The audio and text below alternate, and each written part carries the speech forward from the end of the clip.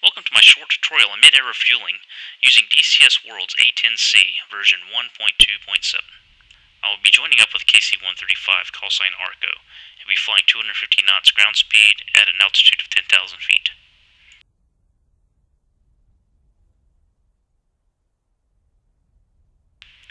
Okay, I'm going to go ahead and start the A-10C. Battery power on. Inverter switch on. APU on, CDU switches on, ejection seat armed, fuel pumps on, anti-skid on, taxi light on, left MFCD, CQ switches, saddle, artificial horizon, right MFCD, and DCM pod. Let's go ahead and close the canopy, wait for the APU to spool up.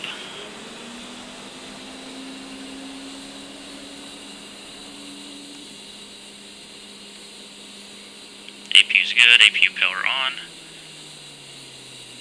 My SAS switches. Starting one. Go ahead and set my exterior lights.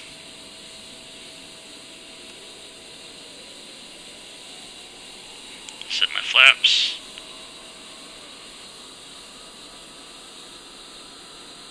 I'm going to turn my radios on, and I'm going to set my UHF radio.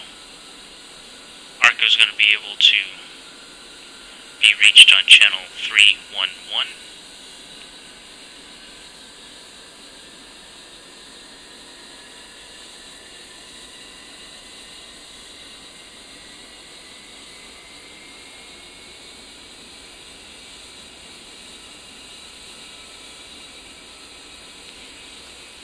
Okay, acknowledge my alerts, load everything into my CDU. Set my ECM to standby for SAM1.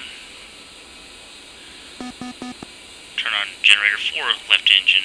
Turn off APU generator, start engine 2. And since I'm going to take off real quick, I'm going to plan on doing an in-flight alignment on my CDU.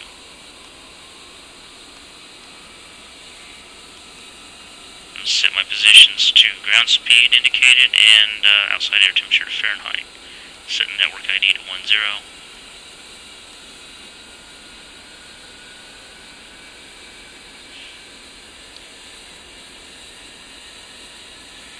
I'm going to set my TACAN panel. He's going to be on 10 X-ray. I'm going to make sure it is on air-to-air transmit receive and turn TACAN on the panel underneath the HSI. We'll be following needle 1. As you can see, he's just behind us, about right about 9 o'clock. Adjust the volume, turn the volume down.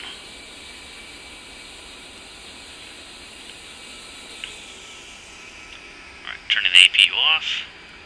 APU, right gen switch on for right engine.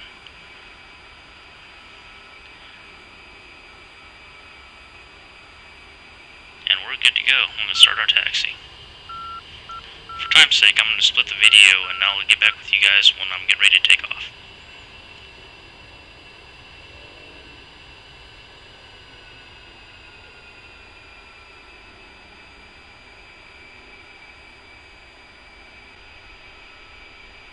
Welcome back. I'm going to call up the tower. China, Hog 2-1, request takeoff. Alright, clear for takeoff, checking for traffic. No traffic, let's go ahead and go. Go ahead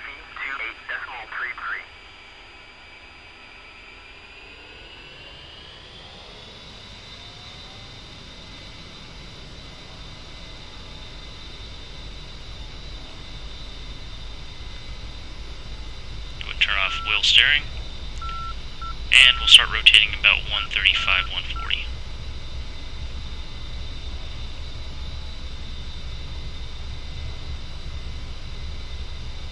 Alright, rotate.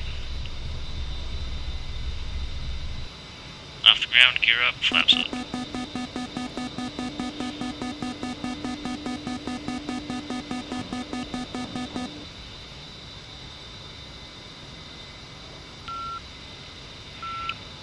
Okay, tanker's just off our left nose here. We're going to go ahead and turn to the right just a little bit. Hopefully head him off. Tanker's currently flying 275 knots ground at 10,000 feet. We'll go ahead and start climbing up 10,000 feet as well. tanker is going to make a left turn. He'll be flying from east to west at 10,000 feet. He's going to reduce his airspeed to 250 knots.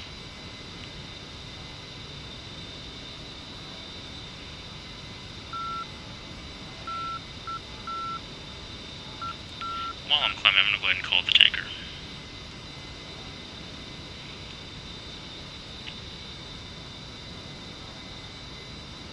Arco, Hog 2-1, request rejoin. Hog 2-1, Arco, proceed to pre-contact at 10,000. I'm currently chasing the tanker, so I'm going to fast forward this video and I will rejoin again right before pre-contact.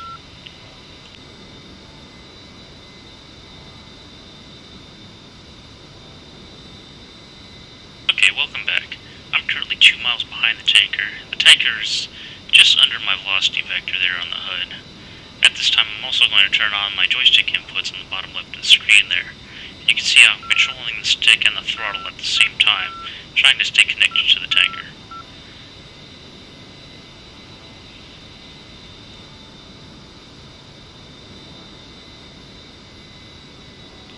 Right before contact, you want to go ahead and take the time and start setting your trim on your stick. That way you're only using your fingertips to fly the stick.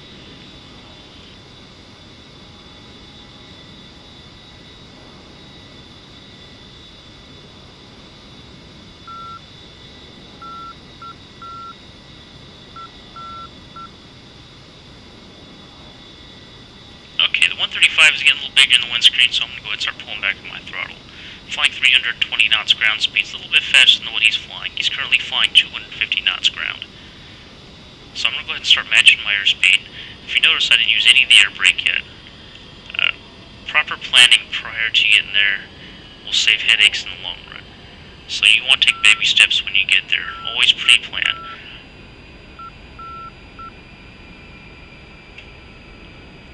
And as you start reducing throttle, you'll notice that the nose will have a tendency to dip forward. When that happens, you want to go ahead and want to apply nose up trim to offset the reduced in thrust. When I begin my lineup, I'd like to keep my velocity vector just at the bottom of the boom. When you get closer to the KC-135, you'll notice that the boom operator starts moving the boom out of the way for you so you can make your approach. At this point, you do not want to fly the aircraft into the boom. You just want to maintain straight and level flight and constant airspeed with 135, and the boom operator will eventually throw the boom into the front of your airplane. Alright, it's time to open another fuel hatch. It's open. And we'll check for the ready light in the top right of the HUD there. And we are green. We are good to go. We are ready to refuel.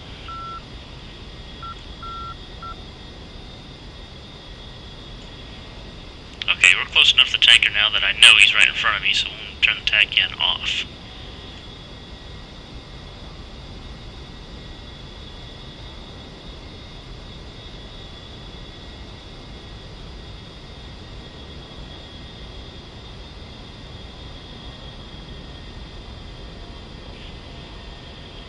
And we're getting close enough now, I'm going to go ahead and call ready pre-contact. Ready pre-contact.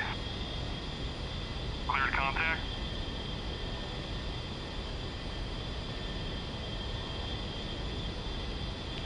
Okay, at this point we want to maintain about 1 knot more than what he's currently flying. So we'll try to keep about 251 knots ground speed on him. When we get closer to him, I don't have my TRICAR zoomed out far enough so I can keep monitoring the ground speed. So I'm going to make a reference of my indicated speed on my HUD, and I'll keep that in mind while I'm flying up to him.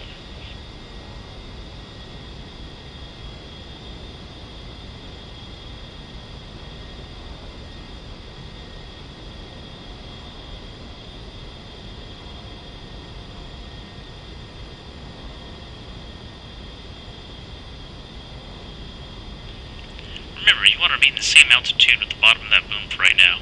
The closer we get, the boom operator is actually going to move the boom up, and you do not want to follow the boom. You want to maintain that same altitude. So let's keep the velocity vector just even with the horizon line. And for the time being, we'll keep adjusting the throttle so we're slowly making our approach in. I'm currently carrying 6 GBU-10s, So that means I didn't have much room for fuel. If you notice, I'm only carrying about 1,400 pounds of fuel left right now. So it's pretty important that I go ahead and get attached to the can tanker pretty quickly. So take your time and do it right the first time.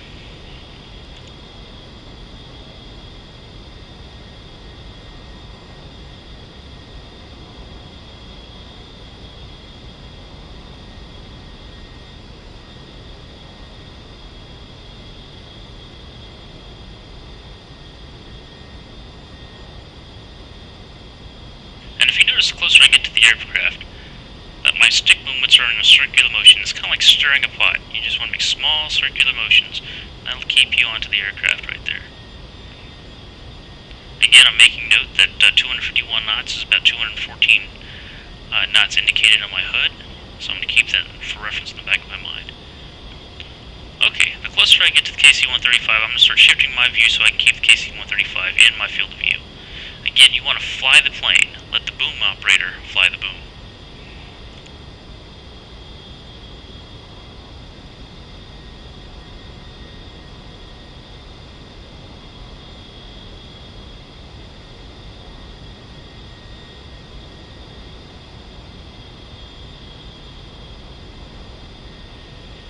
Okay, the KC-135 boom operator has control of the boom. Again, you want to fly your aircraft and not fly the boom.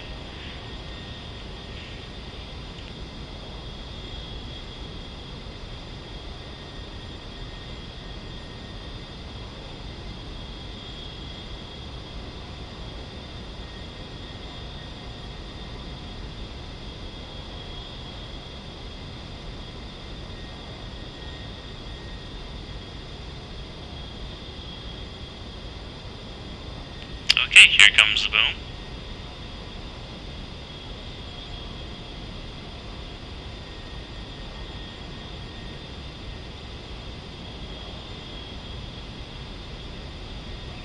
And again, you're making small adjustments with the throttle.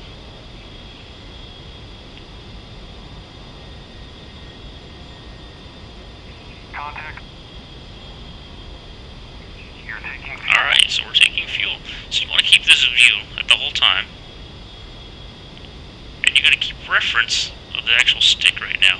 If you notice the boom's color-coded, you want to try to keep the green midway of the sleeve on the boom. So you're going to adjust your throttle just to keep that green showing inside the boom. So what happens if you disconnect from the KC-135 prematurely? Well, when that happens, it'll go from latch to disconnect on your little window there just right of your HUD. To reset that, you gotta press the nose wheel steering button, and then it'll reset your refueling hatch back to ready. Depending on how abruptly you disconnect from the 135, you might be told to go back to pre-contact. Remember, if you go back to pre-contact, you have to call back the 135 and tell them that you're ready pre-contact, and then the 135 will call you back in to refuel.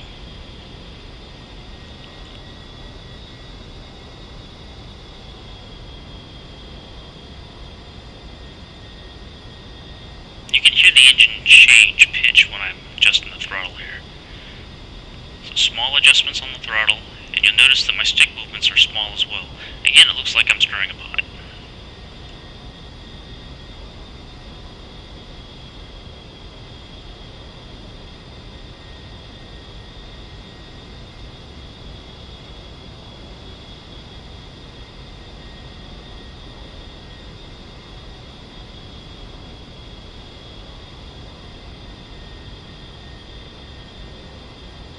Getting too close to the red on the stick, just go ahead and pull back some throttle there. Then as it comes back out to green, add a little bit more throttle just to hold it right there.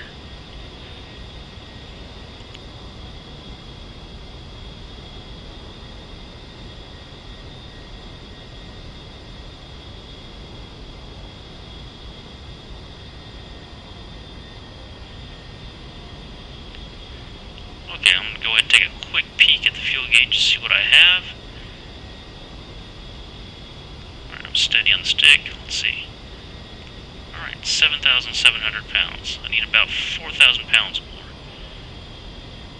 You notice as soon as I brought my head down, lost concentration and I got a little too close to the aircraft. Back on the throttle there.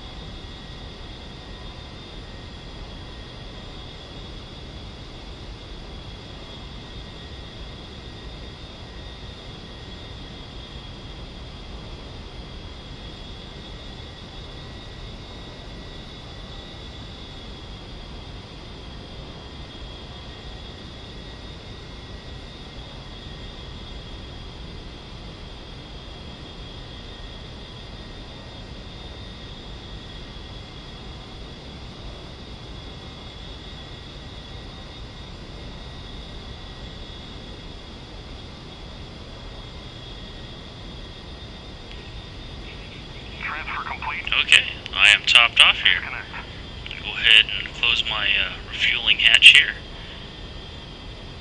Pull off to the left side of the 135. And level off. I have noticed that in 1.2.7 that the 135 does not put his boom back up when you're finished refueling completely.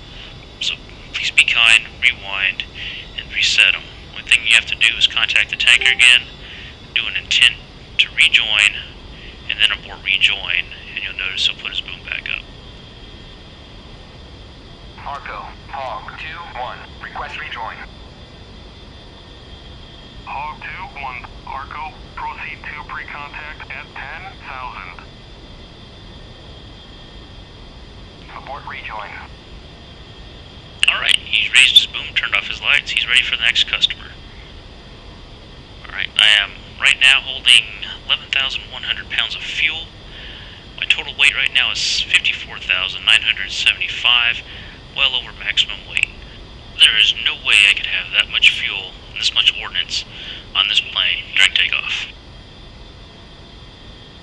I hope that you found this tutorial useful, and if you have any questions, please feel free to ask. Also, you can visit our website, DCS Mercenaries. We'll be listed under dcsmercenaries.engine. Again, thank you for watching this video. Fly safe, and have a nice day.